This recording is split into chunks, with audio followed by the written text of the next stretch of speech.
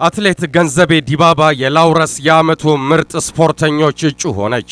አትሌት ገንዘቤ ዲባባ የ2016 የላውረስ ሽልማት እጩዎች ውስጥ መካተቷ ተነግሯል። የዓመቱ በወንዶችና በሴቶች ምርጥ ስፖርተኞችን የሚሸልመው የላውረስ ሽልማት የ2016 እጩዎችንም ይፋ አድርጓል። በዚህም በሴቶች ከገንዘቤ ዲባባ ጋር በእጩነት የቀረቡት የ100 ሜትር ሩጫ ተወዳዳሪዋ ፍሬዘር ፕራይስ፣ አሜሪካዊቷ ሜዳ ቴኒስ ተጫዋች ሴሪና ዊሊያምስ፣ አሜሪካዊቷ የእግር ኳስ ተጫዋች ካርሊ ሊሎይድ እና የውሃ ዋና ተወዳዳሪ ፌኒንግ ርኬቲ ይገኙበታል።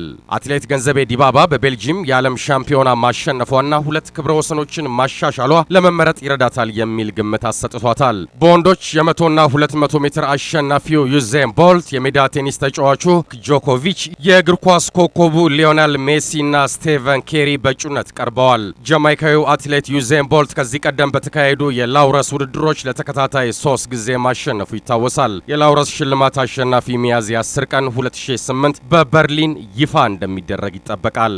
የዘገባው ምንጭ IAAF ነው።